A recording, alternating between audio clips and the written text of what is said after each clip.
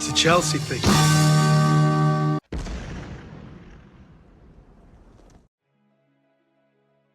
Because I think we prove this season. I think even if sometimes from outside sometimes it's difficult to see that, but in the last 2 years Chelsea has been top 4 0 times. This season we have been top 4 more. Absolutely right. Enzo Maresca is right by defending himself and providing you proof that he's been doing good, because numbers don't lie. So I'm going to give him the benefit of the doubt and credit that he deserves. He said that Chelsea are improving, because if you compare last season and this season, he's been doing good. He said that Chelsea were not in the Champions League for the last 2 years. That is true. And Chelsea, in the last 2 years, they haven't been in top 4. That also is true. And he said that this season, we've been most of the time in top 4 or around top 4. That is true. He said also that we are in the Conference League. It's not the Champions League, but still European competition. That is true. And then he said that we are ahead of schedule. This is my first year, and I don't know what happened last season, and you have just to judge me on my season, basically. And kind of a little bit of a dig. One more time, stop complaining, because you didn't have all this luxury for years. Now I'm here and everything is going smoothly, so stop complaining. Don Maresca. Listen, I give him the benefit of the doubt, but acting like if you are the savior, if everything was bad and you had to start from scratches and save Chelsea Football Club, is wrong. The foundation was already there from last season. Pochettino, the same players and no injuries. Last season we had 14 injuries. Some of the players didn't even kick the ball. Today you have the majority of the players. It's always like 2 or 3 injuries here and there, just normal, like every single other teams. So you have also to talk about context behind the reason why Chelsea are top 4, because I don't think has something to do with what Chelsea did. It has something to do with what other teams didn't do. The worst Premier League season ever in years, like more than 20 years. City are collapsing, Arsenal are collapsing, even Liverpool. And a season that we were second, 1 game away from being top of the table. And then we went to a spread of telling people, hey, relax. We're not going to qualify to anything. I'm not here to qualify for the Champions League. We're not going to win anything. Just relax, leave us alone. And then we started collapsing. So everything that he said, normal, is the truth. But context need to apply to what he said.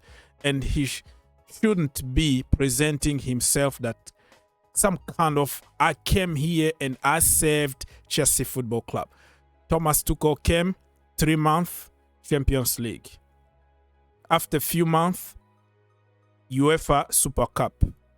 After a few months, Club World Cup, and took her to 6 finals. So just because you just arrived in a club doesn't mean that you start all over.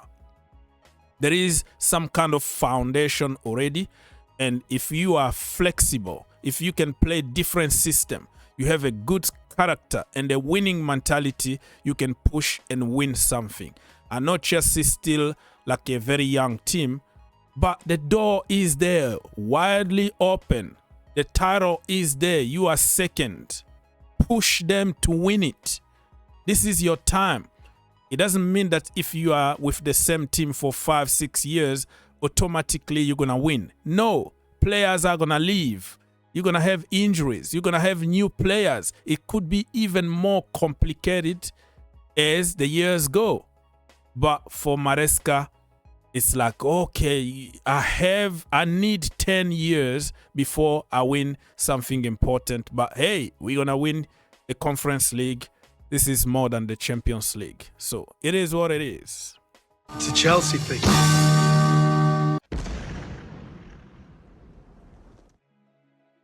Moving on from Mr. Maresca, for people who say that he doesn't make any decision and he's a yes man and people are imposing him, the players and all that, I'm going to let you just listen to this clip and make your own conclusion. Transfer talk. With the transfer market, are you heavily involved in that, or are you the type of coach who prefers to leave that to the sporting director? To be honest, I don't think there is any manager in the world that is not involved in decision taker in terms of how can I set a player that doesn't fit the idea that I want to play, and how can I decide a player that the club cannot buy for a different reason. I think there is not manager in the world for that. I think that the right thing or the normal thing is that between the manager and the club there is an agreement for every player. This is in this case what's happened at Chelsea. Make your own conclusion. I'm not going to say anything, but you make your own conclusion. That's it. Romeo Lavia is back in full training with the team this morning. We saw him in pictures, which is good to have him back, but for how long though? I am in the position where when he comes back, I don't feel anything. When Fofana is back, I don't feel anything. When James is back, I don't feel anything because I don't know when they're going to go back to the hospital. But fingers crossed, let's pray that he stays fit and he can help us until the end of the season. Welcome back, brother. Jules Kounde been linked with Chelsea one more time. How many years we've been linked with this brother? Some people told us years ago, even under Frank Lampard, that they saw him in London looking for houses. He's going to sign for Chelsea. Under Thomas Tuchel, under Graham Potter, under whoever, even Mauricio Pochettino and whatever, every single transfer window, he already signed like 1,000 times for Chelsea. I don't believe it's going to happen. Chelsea to spend 80 million. He's a right back. Right back is his position. But he's not the same level as Reece James. Malo Gusto, if he plays as a right back, I'm talking about right back here, not inverting him in the middle and playing him as a number 10 when we attack, right? If you play him as a traditional right back, you can make a case. You can make a case here. He can push Jules Kounde. But somebody is confused, you know? Just like anybody in that Chelsea team, everybody is out of position and confused. So you have Josh Anchampong, Reece James, and then you have Malo Gusto, right? And then you're going to go and spend 80 million. Does that make sense on Jules Kounde? That makes sense? People can say, oh, he can also play as a center back. He's short. He's not even 6 foot. He's like 7'10" or something. He's shorter than me. In back three, yes, he can play as, you know, in the back three as a full back. But in the back four, you struggle to find a way. He doesn't even want to play there. He plays for Barcelona as a fullback, but traditional fullback. Chelsea don't play with traditional fullback. This news is fake news. It's not going to happen, but you can believe on whatever you want to believe because that's what social media is. Absolutely fake news. I don't see it happening. Phony, fake. Because they have no sources. They just make them up when there are none. I saw one story recently where they said no. Fake news is not going to happen. Mark my word. Save this video and remind me when Jules Kounde signed for Chelsea Football Club, right? Let's go. Joao Felix, Benfica want him on loan, and the goal is for it to be completed by the beginning of June at latest, because Ruiz Costa, who is the president, would like to be able to count on forward for the Club World Cup. Oh, Benfica are in the Club World Cup? I don't know. But anyways, man, I'm sick and tired of defending Joao Felix. I still rate him. I believe that under a good manager, in a good system, this brother is going to be absolutely amazing. But it doesn't fit the narrative on social media. The people who sold us Joao Felix, who said, oh my goodness, Joao Felix is the missing piece at Chelsea. We have to buy him. 60 million is a bargain. Oh my goodness, he can play as a number 9, a winger, number 8, number 10, flexible. This is what we need. We don't need a number 9. We don't need Omorodion. We don't need John Duran. Are the same people today who pretend as if they never wanted him to begin with. When I questioned why are we buying this brother when we have already like 5, 6, 7, number 10. Oh, no, you know nothing. Your ball knowledge is nothing. You are a clown. Sit down, you know nothing. I'm a very, very big fan of this brother. The reason why I questioned the decision is because we have so many other players. And we still have Kendry Pius and Steve Willian coming. And people told me how versatile he is, blah, blah, blah. The same people are insulting him today, want him out, but they forgot to use context. What position Maresca was using him, how many chances he had really to prove us. You can't really convince people on social media because it's all about copy-paste narrative. We don't ask serious questions. So, good luck to him if whatever club he's gonna go. I want him to have a proper home where the manager trusts him. He's playing from his natural position, given times to make mistakes. He's still 24 years old. When he's 25, 26, he's going to be world class in my humble opinion. He just needs stability. In a good home, good system, this brother is going to be unstoppable. Good luck, my brother. Another one. Renato Veiga, Chelsea. Chelsea want 50 million out of him, according to TalkSPORT in Italy. And Juventus want to extend the loan. They don't want him to go with Chelsea in the Club World Cup. Another player that we completely destroyed at Chelsea Football Club. Young player, 21 years old, absolutely beast. He got the Chelsea thing. He got the charisma. He got the size. He got the passion. You see when he plays or the way he talks, the way he's pushing opposition. He's fighting on the pitch, proper Chelsea. But Chelsea didn't give him a chance. Maresca, always you have to play 10 positions. You have to do what I'm telling you. No freedom to play your football. It's good money. Chelsea bought him for like 14 million or 12 million. They're going to get a lot of money out of him. But this is the character that Chelsea needed. Football is not only about skills, about tiki-taka, Jadon Sancho, dribbling 1,000 people backwards, sideways. You need characters in the dressing room. The people who can pull down your pant and run and start laughing at you. You need characters in the team like Rudiger. He's going to dance or he's going to push you against the wall when he needs to tell you something. A football team is made of characters, not only on tricks and flicks and bowlers and whatever they call them nowadays.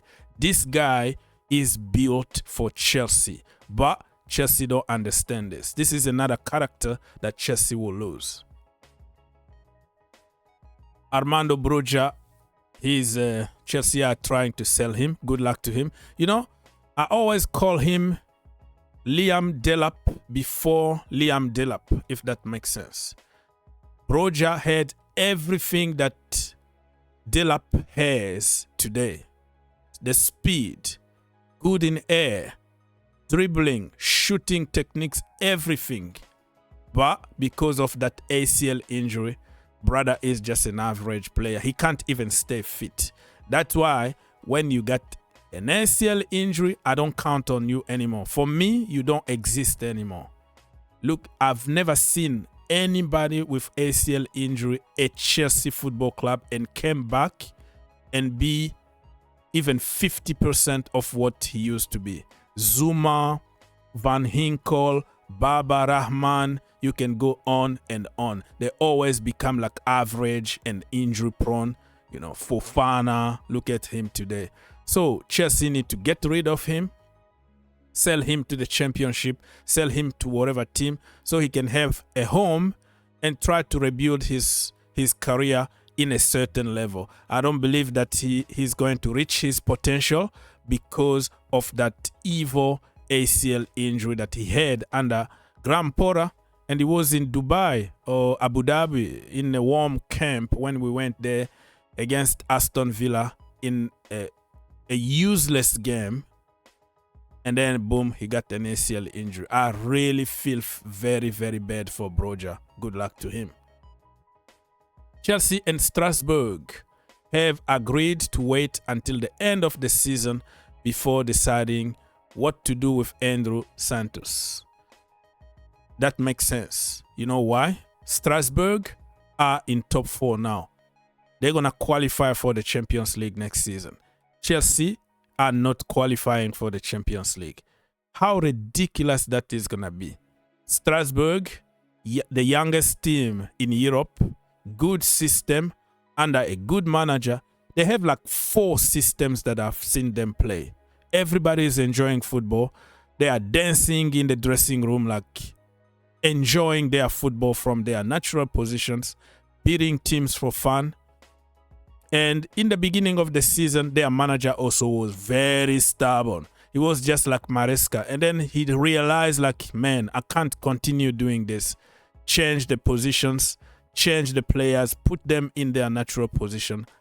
Unplayable at the moment in the French league. So it only makes sense that if somebody like, let's say, Lavia stay fit for next season, we're going to have so many midfielders. You still have Caicedo. You still have Lavia. You have also Dario, right? Dario Esugu is coming. And you have Enzo Fernandez. It's going to be too many of them. So I don't want to see him come to Chelsea and sit on the bench. So if Strasbourg qualify for the Champions League, you have to let their captain, Mr. Andrey Santos, to play the Champions League with Strasbourg instead of coming back to Chelsea and play the Conference League and sit on the bench 50% of the time. This brother deserves to play week in, a week out to develop. Let's finish this video by talking about Moises Caicedo. This morning, he was linked with Al-Nassr. Ronaldo wants him at any cost.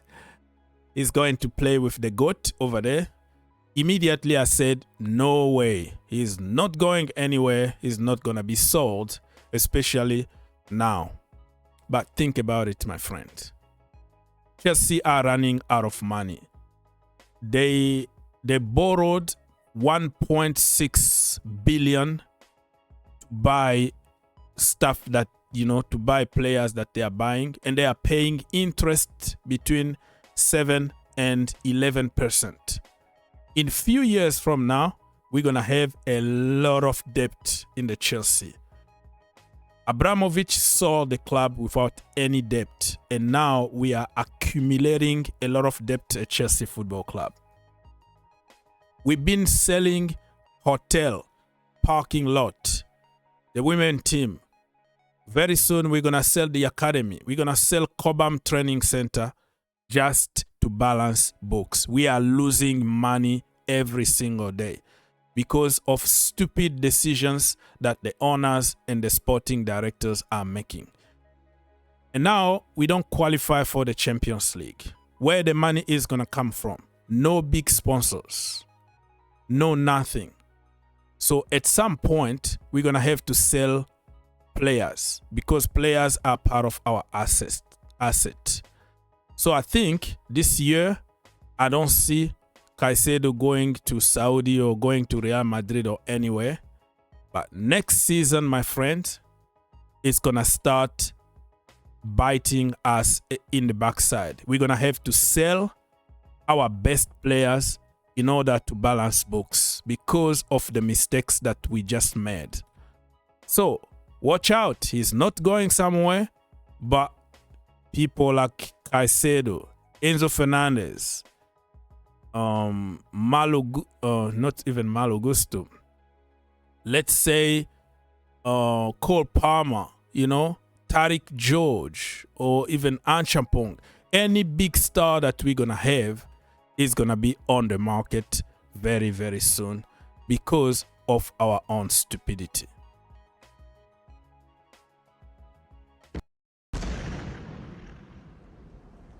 If you enjoyed the video, make sure you subscribe If you really like the video, make sure you subscribe and turn on your notifications.